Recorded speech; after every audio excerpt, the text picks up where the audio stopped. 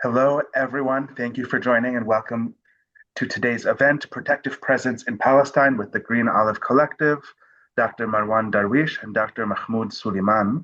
My name is Erez Bleicher, and I'm the Advocacy and Membership Director of the Green Olive Collective, an advocacy, human rights, and tour guiding center committed to a democratic future, the end of the ongoing Nakba, and the Palestinian right of return.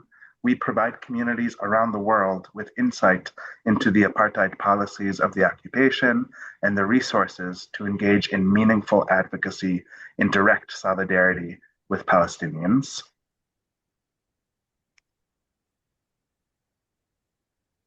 Your contributions for today's event, one moment while I put the link in the chat.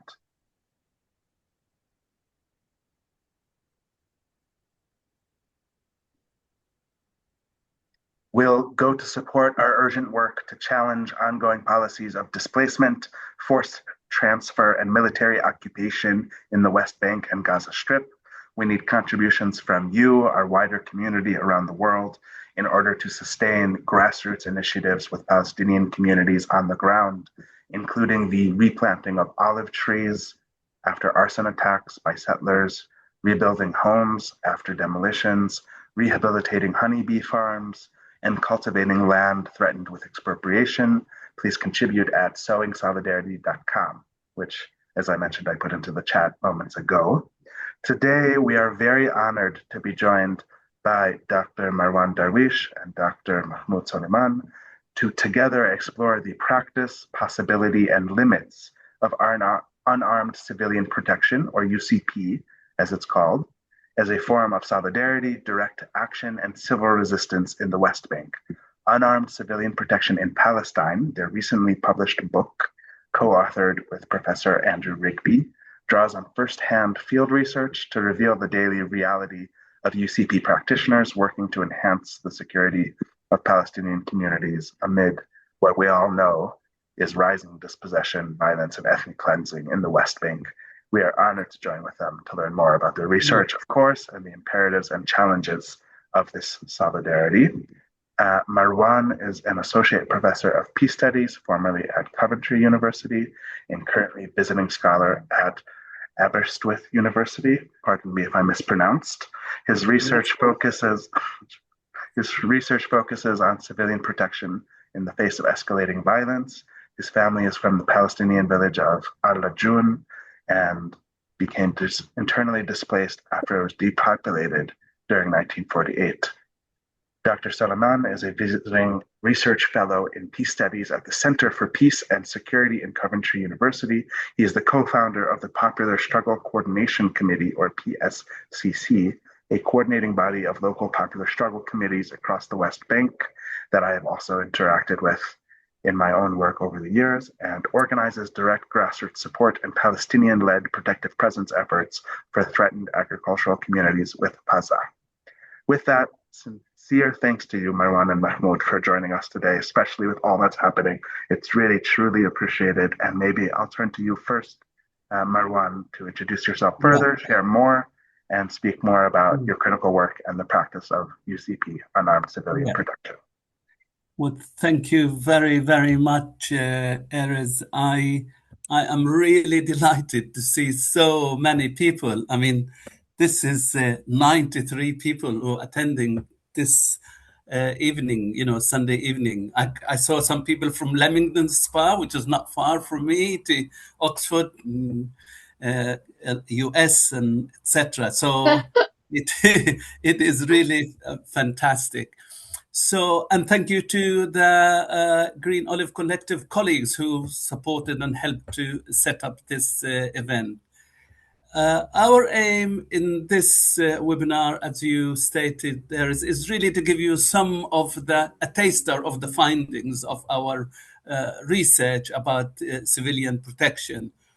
And the research is actually supported by formerly the UK government, because it is part of the Art and Humanity Research Council in the UK. So it's a government sort of funded research council, and it is part of a wider network It is a network that looks at the issue of unarmed civilian protection in Africa and in Latin America. The book, as you said, it is here.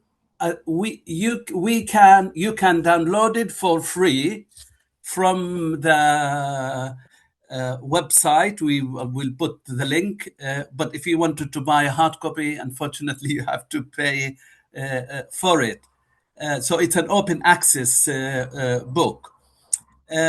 Mahmoud, myself, and Andrew, who conducted this research, it's actually about 3 years since we started to the day we published this book a few months ago.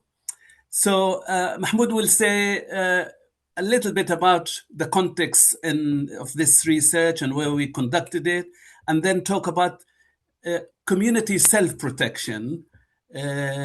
And I will talk mainly about the role of the internationals, local Israeli groups, and in providing protection, and some, let's say, look into the future and a peak of hope, what can be really done in this area.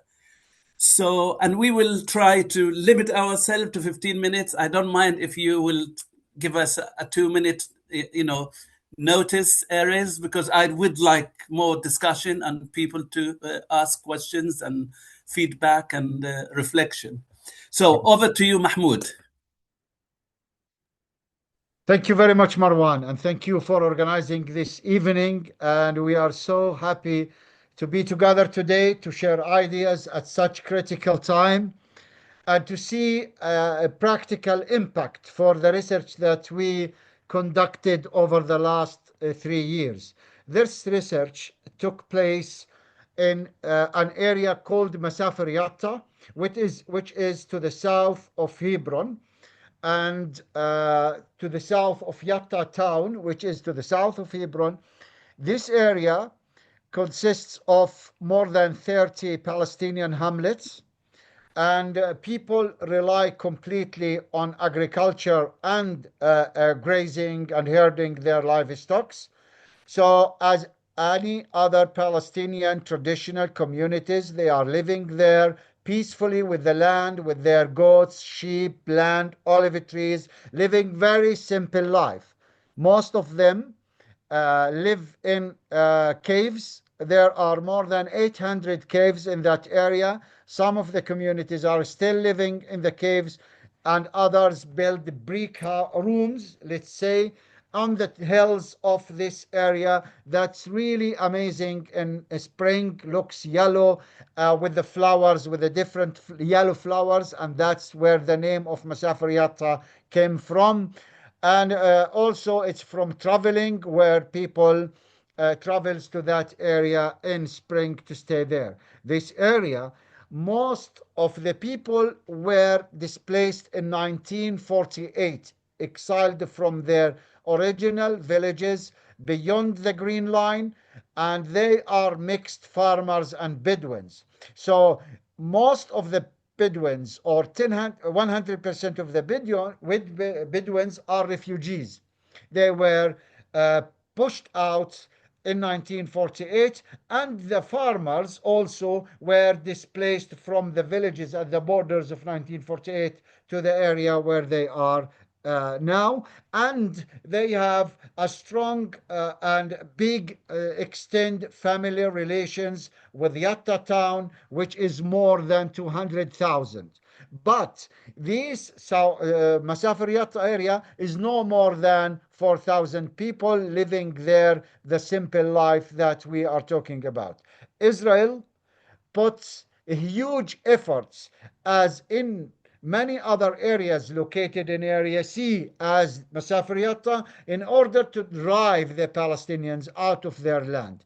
And one of these policies is building illegal settlements or colonies in that areas, in which they started in the 80s building settlements like Maon and Susia settlements. But also there are other policies such as firing zones, establishing firing zones like the firing zone 918, which was established early 80s, and they conduct military training in that area with the aim to push the people out of the area. Even building the wall in 2004, even house demolishing, even preventing the people from having their essential services. No infrastructure, no electricity, no services in that area. What is there is the people who are living their simple inherited lifestyle, and they remained on their life, on their land. What has changed are made the life of the people difficult, and with the aim of ethnic cleansing the people from Masafir. One is the election of Trump on the first round. When Trump became the president of the US, that was a kind of a green line for the Israeli state to do whatever they want in Area C.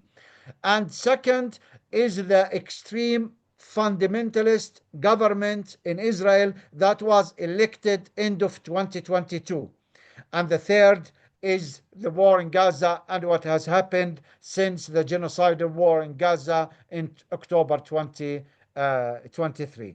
All of these are mechanisms in order to ethnically cleanse the Palestinians from their land outside from the area, which is, by the way, bigger than the size of the Gaza Strip, with no more than 4,000 Palestinians. So the people are living a very hard life in that area, and the settler attacks came as assault on the injured in order to make their life even more worse.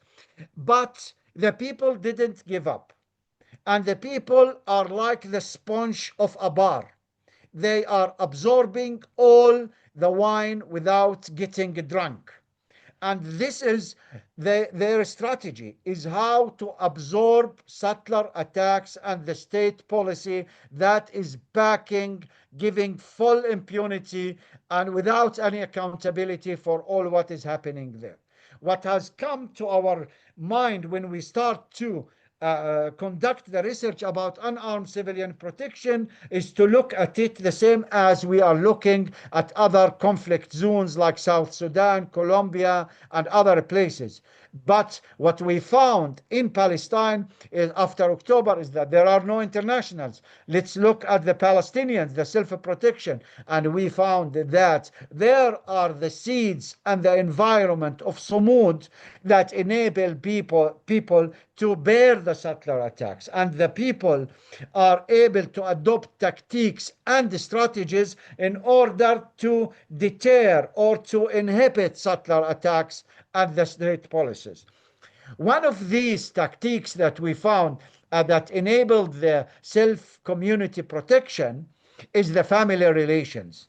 The family relations that are those people integrated with each other, even if they are Bedouin and farmers. The strategic depth of the Palestinian people living in Masafir Yatta with the people in Yatta. The ownership of the land that is both for the people in Masafir Yatta and in Yatta encouraged people to come together and to rely on the kinship relations, on the family relations to protect each other. A second factor, which is really important, is the traditions and the customs of the Palestinians living in that area. We are talking about people equipped with these traditions that it's shame if they come and attack my neighbor, and I do not solidarate with my neighbor, because I know if I do not stand with my neighbor, they will come to my door the day after. And that's what is happening. And we may be recently noticed when the settlers attacked at Wani village, one of the villages in Masafir Yatta, and when they burned the mosque, when they burned some of the houses, when they attacked the villagers, the people stood together. Now, when I am talking about standing together, and it's not confronting the settlers, it's not resisting by direct confrontation. It's being together to show solidarity with each other in order to bear settler attacks and to minimize the settler attacks, because one of the factors that we found is numbers. And when we are more, we can protect ourselves more. And when we go to graze our sheep, we go together. When we go to harvest our land, we go together. Because what we are noticing now, if you are alone, you will pay the price. You will pay your life as a result of being isolated, and settlers will not hesitate to kill, to attack, to thief, to burn, to chop trees, to do whatever smashes they can reach, they will do, because they are feeling safe. They know that they will never be held accountable for what they are doing. A third factor is that this stubbornness of the Palestinians living in that area, the madness of the Palestinians. I don't want to leave this area. They build my house, they destroy my house, I want to build it again. They chop my trees, I want to plant this. This, without the uncertainty, they have this stubbornness that enabled them to remain on their land and to bear the settler attacks and the army attacks and the state policy. So when we are talking about this stubbornness, and this leads to the attachment to the land. The land is the mother. And when you deal with your land as your mother, you never sell your mother. You never leave your mother alone. You sacrifice your life for your mother, for your land. And that is the honorary. And this shame, if you leave your land, back to the customs and the traditions, if you leave your land or sell your land, this will be shame following you forever. And that's why the people are attached to their land. And there are no literature really describe what does it mean, attachment to land. What does it mean when you touch the soil? What does it mean when you are close to your land? It is the healing. It is the happiness. It's exactly the same when you come and you put your head on the legs of your mother and your mother touch your hair in order for you to rest and to feel sleep. That is where the attachment and sense of belonging to the land, despite the hard life, despite the sun and the hot weather, the people want to remain on their land. And on top, despite the settler attacks, who are armed, who are army, who are thieving everything, the people do not want to leave. So mixing all these together strengthen the self-community protection. When people come together, when they stand together, we found that this creates a knowledge and wisdom among the locals in order to be shared with the others. When we come to them and visit them, we said why we want to leave. We do not want to leave as the Palestinians left in the Nakba. Nakba is continuing, and we want to die on our land without leaving. We don't want to be refugees in Jordan or Lebanon or the UK or any other country. We want to stay on our land and to remain on our land. And our message to the people, come and see us. Come and do not leave us alone. And this image of self-protection and how they are able to bear, and the wisdom behind it is really bypassing and overcoming the Israeli policies in order to evict the people from their land. And this summarized by a story, maybe some of you saw it, of a Palestinian mother living in her cave, handling the hand of her child who is no more than 1 year old, when a settler who is no more than 18 years old with his donkey came in the cave, and he pushed the mother, and the mother fall in the ground, and the head of her child touched the floor and start crying. Her other son is at the door of the cave, and he wanted to react, and she told him, "Mom, do not react. Mom, if you react, they will push us out of our cave. That is the image. The strategy of the self-protection is how to bear, how not to bend the same as the tree in front of the wind. But we do not want the wind to break the branches of the olive tree. We want this with these communities to remain in their land, to be with this elasticity. They are able to move exactly like the rubber, but without breaking the rubber. And this elasticity is called sumud. And sumud is how to continue and to make from everyday acts resistance. I will leave the floor here for Marwan to continue talking about the international actors and UCP Yeah, interventions. thank Over thank to you, you, Mahmoud. Marwan. Thank you very much. Yes, and you reminded me of also the tactics that people developed, setting up WhatsApp groups, knowing when to go to high ground, when to go to lower ground. Uh, they're going in Saturdays when they know maybe the settlers are not there.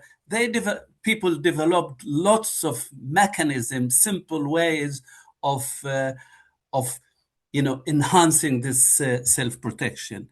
I wanted also to say one point about the whole area of unarmed civilian protection, that the case of Palestine, from our experience, myself and Mahmoud, who worked with groups of people from all over the world, that what we found unique in our case, that it is in a context of occupation, in a context of colonial setting, not like the groups that we met in Kenya or in Colombia, which is within a state.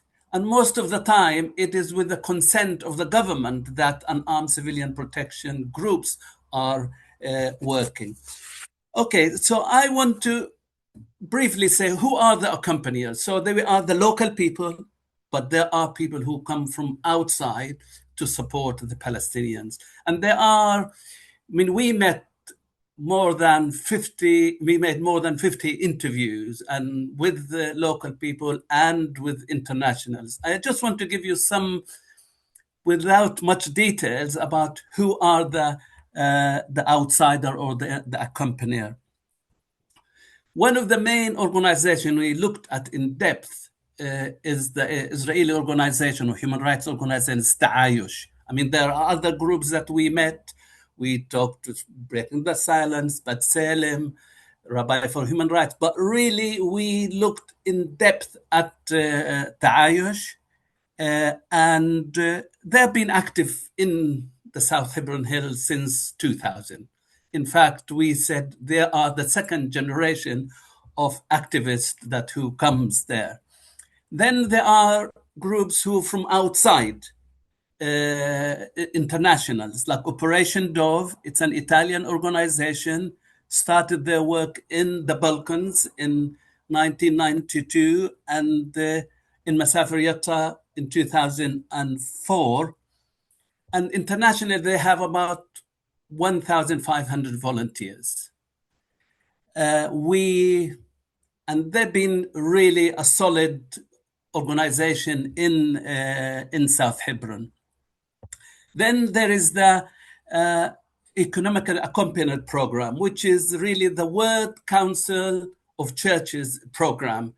It came as a result of a call from the Palestinian churches for support and protection. And then they started send volunteers every 3 months for a period of 3 to 4 months. They trained, prepared pretty well, and their mandate is about specifically, and they are different from the other groups, that their mandate is really about observing and accompanying and not about being protection. So the different organizations, they slightly have different mandates. Then there is the Center for Jewish Nonviolence, which is a US-based center, which areas. You've been there. You've been active and member of this group, and this is date back to 2014 when really this organization sort of emerged, and the aim is to bring Jewish activists from around the world to join Palestinians in their nonviolent resistance. And, under the occupation, under the apartheid sort of structures that exist. And they come sometimes for a shorter period, 2 weeks, sometimes for the harvest season. So they come for different periods of time.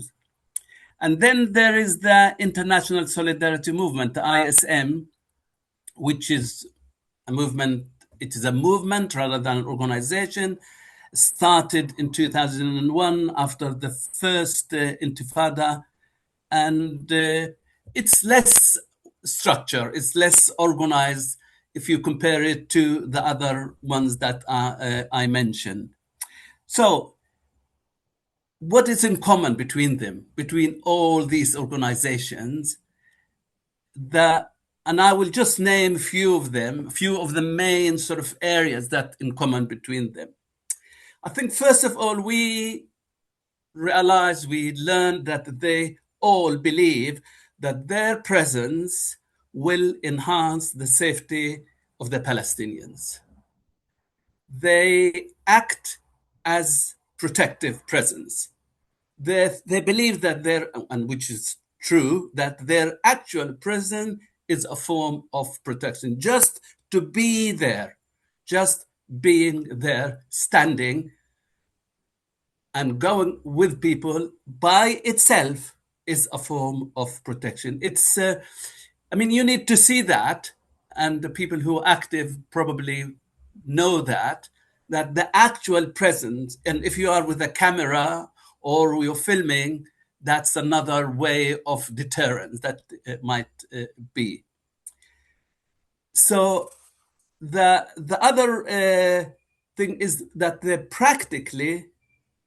they accompany people to school, to the field, the shepherds to herding and grazing, harvesting, the olive harvesting season. So there is and many, many more practical things that they are doing every day with the Palestinian community. They observe, they document, and they report violation of human rights. They report it internationally, and they sometimes go with people to the police station. You can't imagine how many times we heard how effective it is for a Palestinian, say, from Masafir Yatta, to go with an Israeli activist from Ta'ayush to report a violation or an attack to the police station.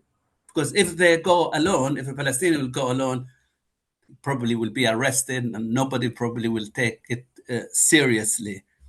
That doesn't mean that what happened after, that's another story, because a lot of reporting to the police had no action on that.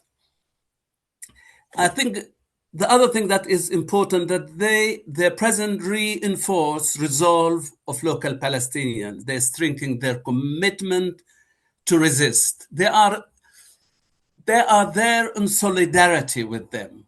You are not alone. We are with you. We hear you. We stand with you. This is a very powerful message to give to anybody who's under oppression. And in our view, the most important element is the advocacy, that they will go back to their country, their community, and tell the story that they experienced during their staying in Palestine, in the occupied Palestinian territories. They will speak to their church, to their synagogue, to their mosque, to the trade union, to any group, students. This is by advocating, by speaking to policy people. Could be the councillor, could be your MP. So advocacy is a very important. And I would like to quote one of the people that we interviewed. And this person said, the aim of the accompanier here, although it serves many very important purposes, is a minor consideration compared to the advocacy we hope and expect that they do once they return home. You can see the message that they are saying. So what is the challenges that accompanier is facing? I mean, it's not, we know it is a very difficult, risky job, and some organizations do a lot of training beforehand, risk assessment, strategy, etc. But there are challenges. I think the first thing is the denial of entry to Israel, or coming from Jordan. When Israel would prevent people from coming, as simple as that. Even when they apply for a visa, they might reject you before. And we know that in the last year, more and more people being rejected. And one of our colleagues, Mahmoud and myself, last year, we were holding a workshop in Ramallah, working in another project. She arrived at Tel Aviv airport, and they said, no, they asked her, where are you going? She said, I'm going to this workshop. It's supported, funded by the British Council. And they denied her entry, and she had to stay 14 hours and take a flight back. She's living in Britain. She's a German passport holder. This is orally Mahmoud. And then there is a deportation. They'll arrest people and they deport them. They confiscate of their visa as a UCPs, or Unarmed Civilian Protection. Now, other challenge is to do with the different people that they come, different volunteers, because they come with different motivations, with different agenda. So sometimes you end up in a situation that having the different volunteers might actually cause escalation or harm. So that is something that we saw, we witnessed, and we can see that they potentially could also create clashes between them. There is, as you know, the direct physical threat from settlers and the army. We know international volunteers being shot and killed during their presence, some injured, some arrested. In fact, and this is reminded me, Mahmoud, our first visit, our first meeting going out, myself, Mahmoud, and Andrew, was with an international group and Israelis together, going to a place called Kisan, just near Bethlehem, and to support a farmer working in his plot of land of olive trees. While being there, we witnessed and experienced the violence of settlers. Almost 20 to 30 settlers came from the top of the hill down to us with sticks, and this was a terrifying, experience for me to see. We had nothing, so we have to run away. Some people have to find other ways of defending themselves. So there is a risk, what I want to say. And despite all the risks and unpredictability, in a funny way, the internationals are dependent on the Palestinians for their protection, for their, so one of the saying we heard several times that the internationals said, if a Palestinian run, you run. So they know what to do, and they're aware of the risk. But there are also the downsides that despite all this, there is a sense of futility, sense that, what we're doing not having any significant impact.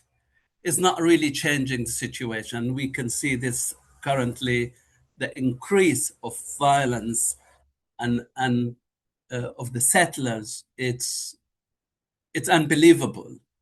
Burning homes, attacking innocent civilians, killing animals, etc., etc. And we all probably are aware of that. So I'll have 2-3 minutes. I wanted to, in a way, look ahead and what is the hope that this sort of might bring this from our research. So first of all, internally, I would sort of support what Mahmoud was saying, that to enhance the immune system, let's say, or the resilience of the Palestinian society to remain as agent of change, and those who leading this nonviolent resistance. This is giving us a lot of hope that they are there, they're staying, they're not giving up. And to build also in the long history of legacy of resistance, nonviolent resistance in Palestine. And I will say also to share and celebrate successes, because there are successes happening, small, but it's important to share it and celebrate it. And one of the things that we felt that will enhance this hope is more internal coherence within the Palestinian society. Cohesion and unity will strengthen this resilience. I will say that more Israeli and more international unarmed civilian protection, let's say if 1,000 Israeli activists and 1,000 of internationals will be present on the ground tomorrow, I think it will change. Could change the situation. So as what you said, Mahmoud, numbers do matter. More joint resistance also, it's a message of hope. Joint international Israeli and Palestinian resistance, it's a message of hope that will give to people alternative to the violence that we experiencing. From outside, I think it is important to amplify the international solidarity that many of you probably part of and attend, and continue and reach more people and share these stories. And as you said, Mahmoud, come and visit, come and experience in Palestine. This is a very powerful experience to be there. Come to Faz'a, which is a campaign, to asking people to come and be involved in the olive harvesting and play an advocacy role. Do speak to your public opinion shapers, your local councillors, your organization, etc. That is very important. This voice is very important. I will say that UCP volunteers and Unarmed Civilian Protection in Palestine are like an orphans in a way. So we recommend that government and international organization will give them some recognition, they will be accepted, giving now it's all happening under the radar. Nobody recognizing them, nobody want to acknowledge them. So some sort of recognition would be important to the government. Some people will be talking about peace force. I think this is fine, but let's focus on what's possible, grassroots rather than top-down sort of approach. And finally is to exercise political and economic leverage on Israel. I mean, friends, I want to say without that, we will be very limited in what we can do. Boycott Israeli goods, sanction political leaders, stop companies from investing in the West Bank and in settlements. These are the basics that might change the power relation and asymmetry of power that exists. Thank you very much. I took a minute more than I planned. Aries, I'll back to you and to the group. Thank you, Marwan, and thank you, Mahmoud. Both of you have given us so very much with all that you shared. It's just tremendous.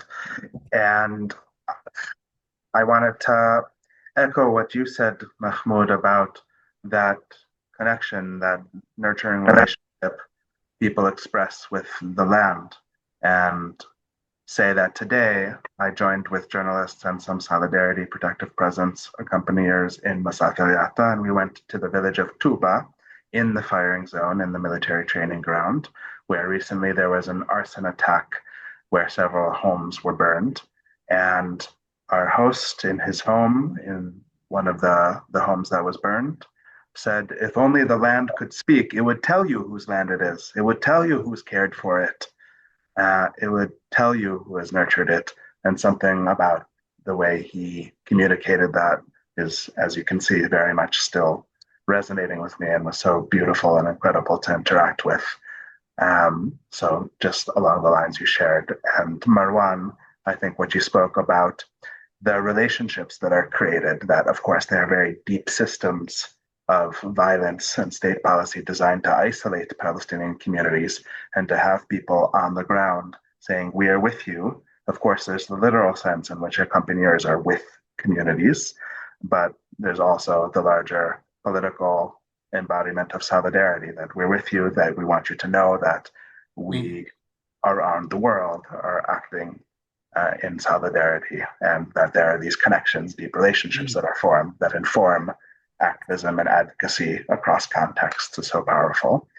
People have already been sending me messages in the chat. So for everyone else, we have some time now. And of course, I want to give people a chance to ask Mahmoud and Marwan questions and or share any comments. So if you have a question, feel free to share it to me privately in the chat so I can look for it and integrate it in these next minutes.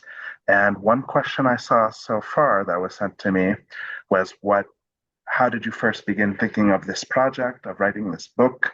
How did you two first meet and come together? What was the genesis of this project? I mean, of course, both of you have been involved as Palestinian community advocates for your entire lives and have been involved in popular struggle. But how did you come together and meet, and how did the genesis of this project begin? Yeah. Well, Mahmoud, do you want to say how did we meet? How did we? No, go ahead, Marwan. It's fine. Yeah. Well, I was thinking about it today because it's. I mean, we three of us, come from bring different expertise, different knowledge. I mean, Andrew, who's not here, he's been visiting and writing about Palestine since 1980s. He actually wrote his very well-known book about the first Intifada. He himself is a pacifist activist, so I did my PhD with Andrew in Bradford University years ago, and I'm not going to tell you when is that. And then I worked mostly with international organization, but moved to work in Coventry University, and there we had a call from the EU office to do a survey about nonviolent resistance, the movement in Palestine, myself and Andrew, and that was in 2012. And that's when we met Mahmoud, and I think that started a long relationship. We're working together in different projects, but we all of us, activists and academic interested in change. That's what we are. We are not just sitting in our offices writing about the topic.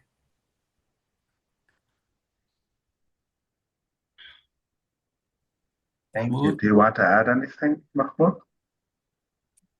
I just want to say that it's great to keep working with Marwan and Andrew since now more than uh, 2012, the first time we met when we were in Palestine, when they came to visit Palestine. Never been to the UK before.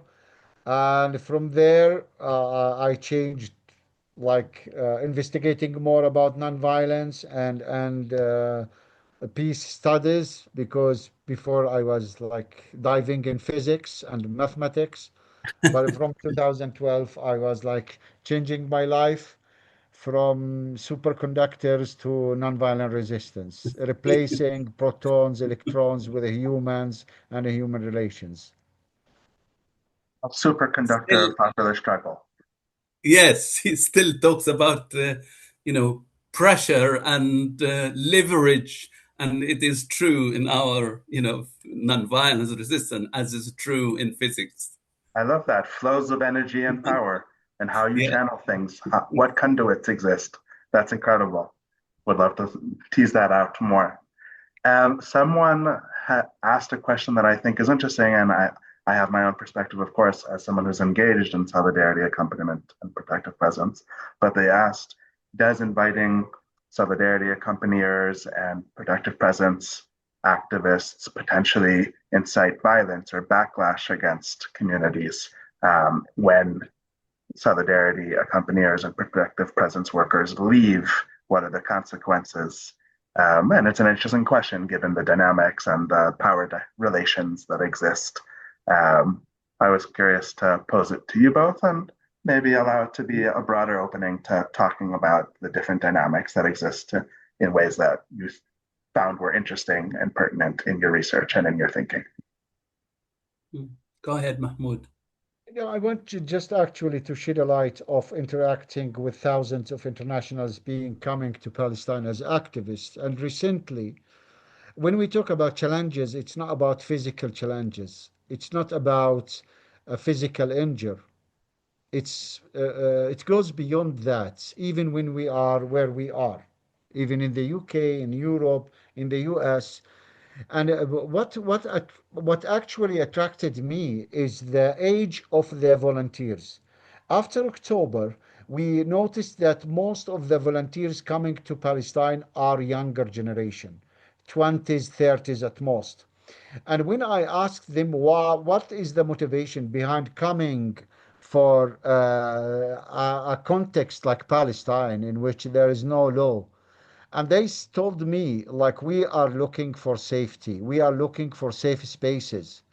And safe spaces for them is about their mental and their mind safety, the freedom of expression, the safe space after Columbia University and what has happened in Columbia University and the encampments in many universities, the laws that has been passed have been passed in many countries, in the democratic countries like the West countries, pushed the younger generation to come to a safe space. And imagine Palestine is the safe space for the young generation of Europe, America, and the UK.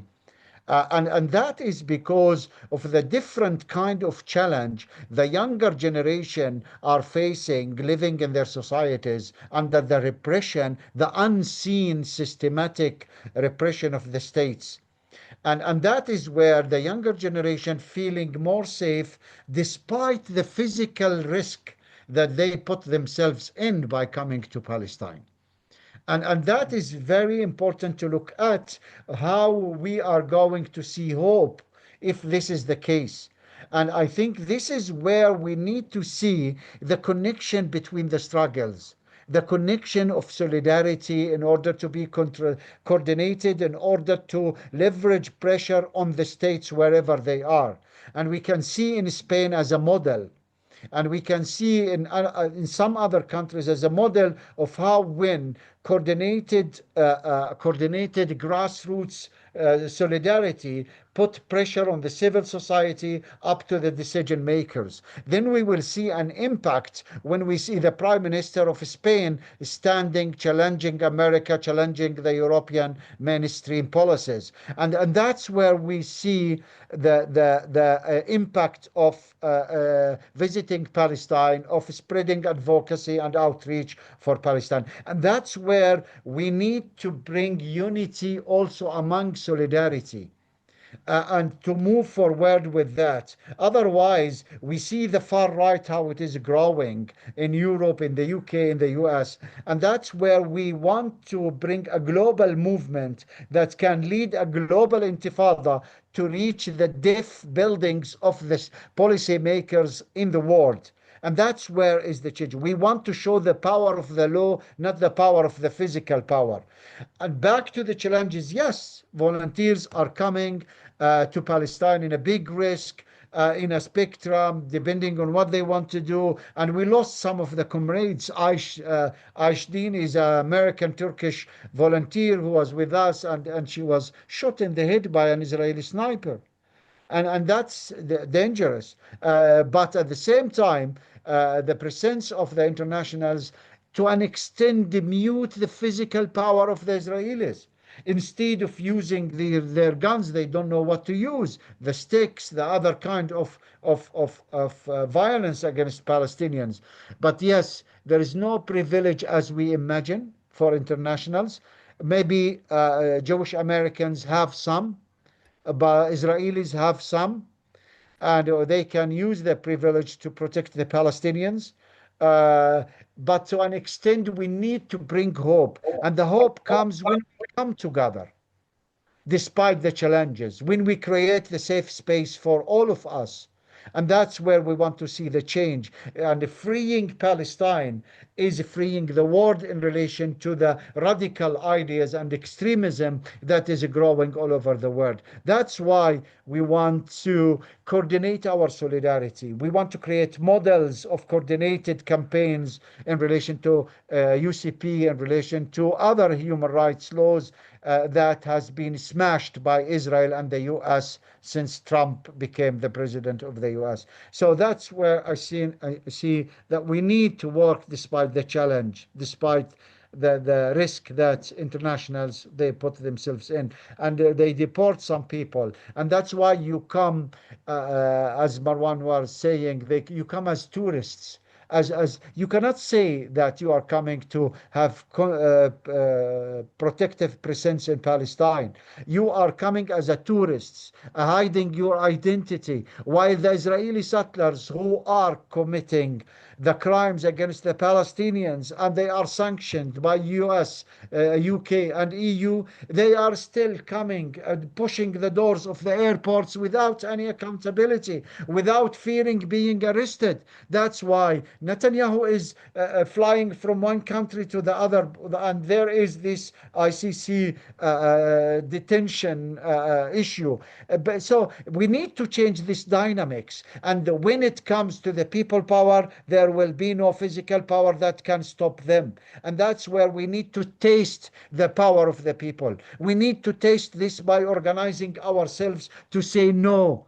Life is equal for everyone despite their race, ethnicity, religion, color, whatever.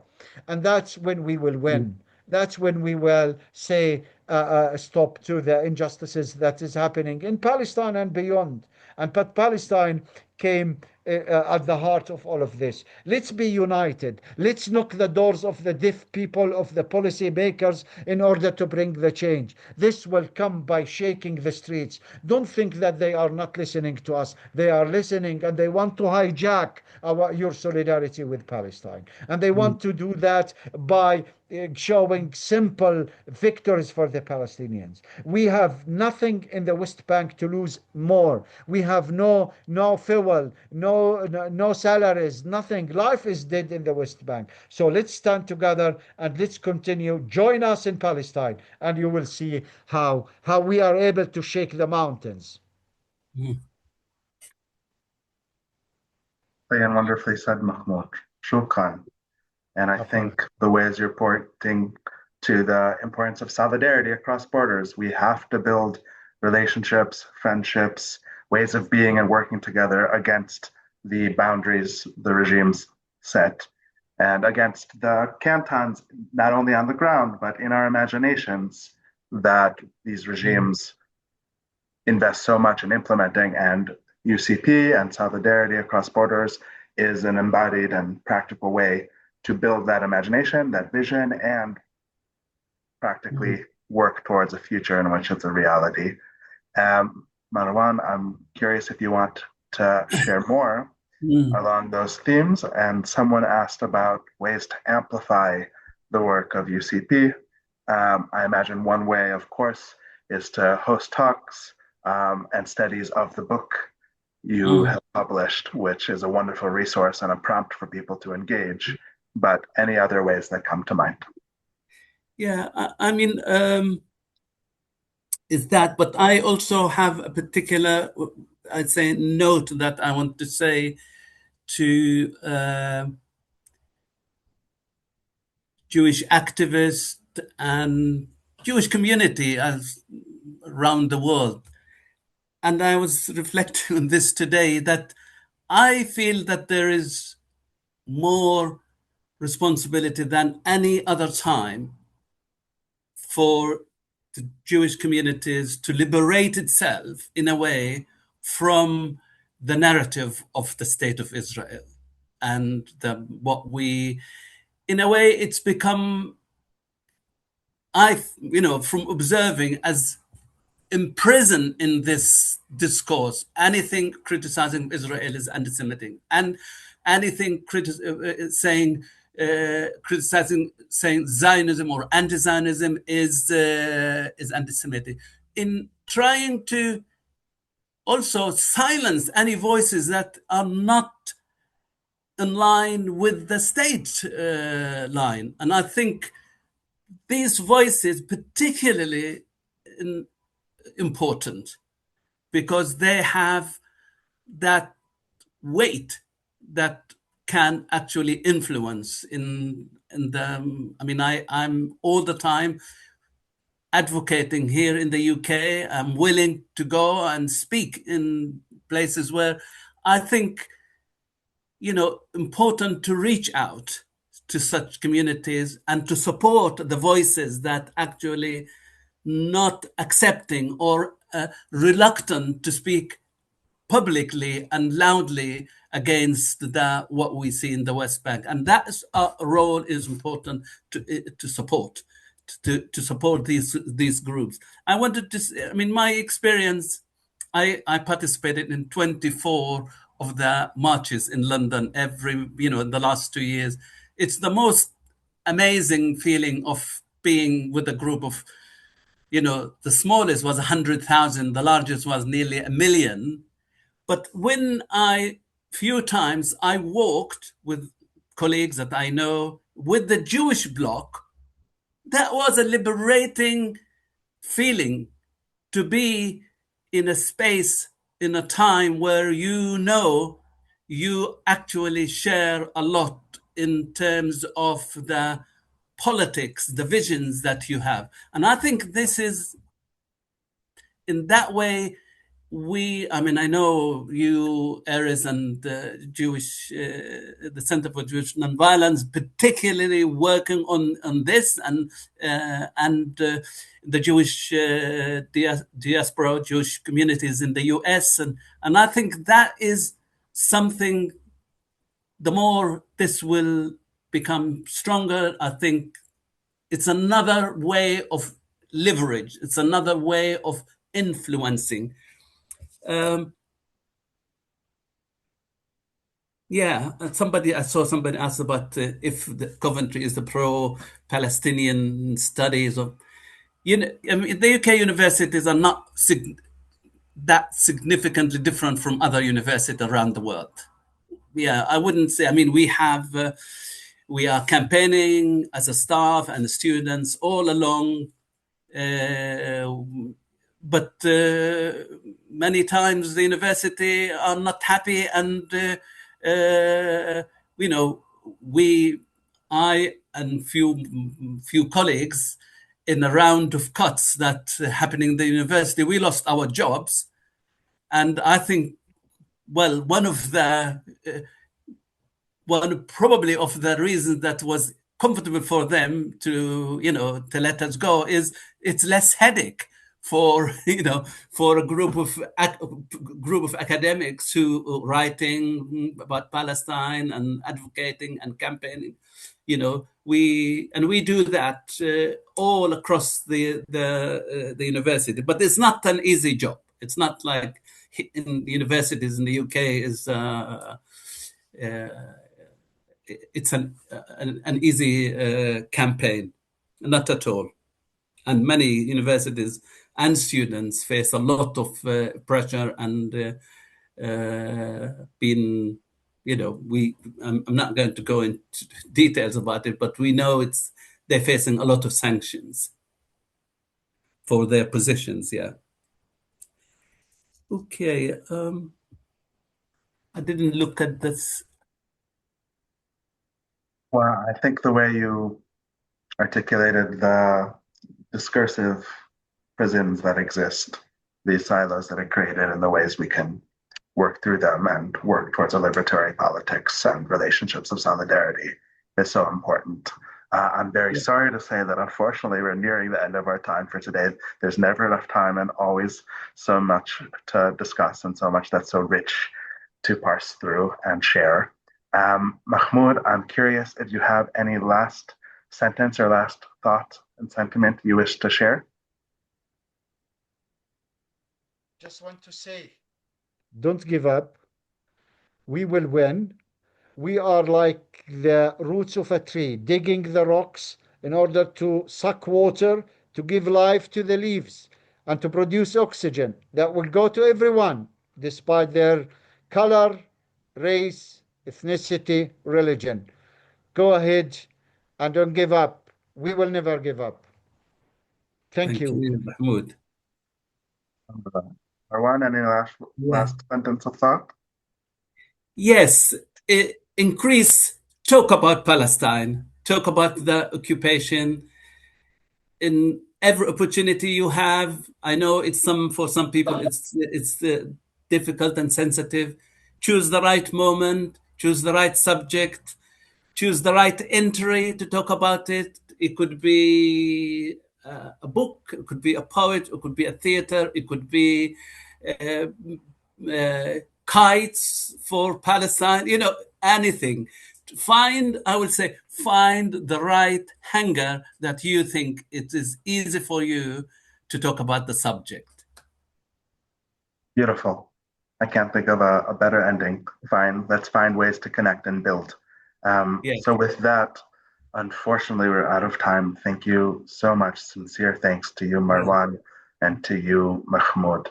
Especially with all that's happening, it is not taken for granted. And this was such a pleasure, and so much I know was received from everyone here. Yeah. Thank you for everybody, Erez, who joined today. I mean, I'm so impressed with so many people coming, and I feel sorry that people didn't have more time, but thank you all. We'll have to have you both back for another session. There's always more time, just not today, unfortunately. But yes, I thank you to each and every one of you from around the world who joined and also came together today as a community across borders invested in a vision of justice. We look forward to the next one. As I mentioned at the start of our time, contributions for today's event through the link I shared in the chat will support on the ground initiatives, agricultural projects like olive tree planting and honeybee farms, and a variety of different projects that will support the steadfastness of the communities in Masafiriyata, also in the Jordan Valley and the Nablus district, and Palestinian farmers stewarding their lands every day in the face of lethal violence, settler attacks, and the threat of land expropriation. Anyone who wants to join on the ground, of course, is more than welcome and can connect with Faza, with the Green Olive Collective, with the variety of other relevant bodies that Marwan and Mahmoud referenced. Please reach out to us and we are happy to provide more information. And of course, with the Green Olive Collective to welcome you during the olive harvest, the olive planting season that's approaching, and for a variety of different initiatives and programs in Jerusalem, Bethlehem, Jaffa, Nablus, and beyond. And you're also all very welcome to join the Green Olive Solidarity Network. It's another way we've built for people around the world to maintain direct connections and relationships with Palestinian communities on the ground by joining the Solidarity Network as monthly members, joining monthly calls on the last Sunday of every month with Palestinian civil resistors and human rights defenders on the ground, engaging in the work that Marwan and Mahmoud have described and shared insights around today. So with that, we hope everyone here has good and quiet days. And Marwan and Mahmoud, thank you so very, very much. Have lovely rest of the days, and we look forward to the next time. Thank you, Alice. Thank you. Shukran. Bye.